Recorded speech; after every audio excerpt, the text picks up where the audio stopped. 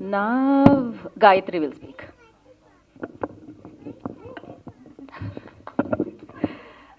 Event కోసం వచ్చిన audience అందరికీ, మీడియా మిత్రులందరికీ, స్టేజ్ పైన పెద్దలందరికీ thank you so much for coming.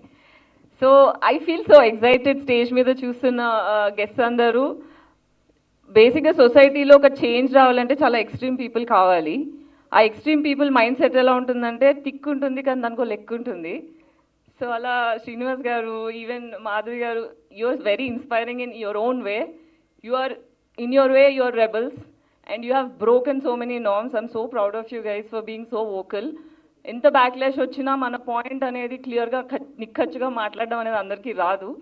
So మీరు ఇలాగే ఉండండి, keep inspiring, you me a lot. And Payal, thank you so much.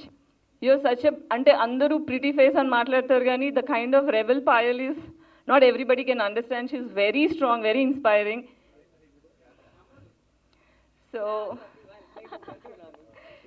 So yeah, I love her. She's very inspiring. Keep doing the same.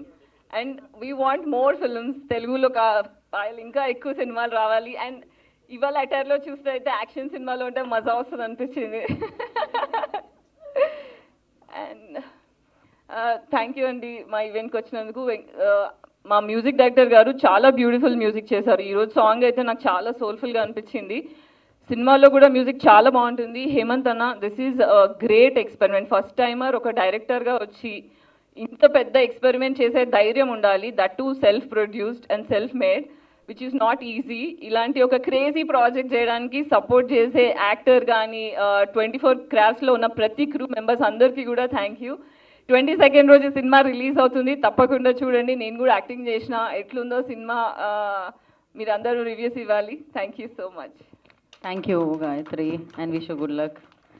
Be always like this, the way you are. So now I request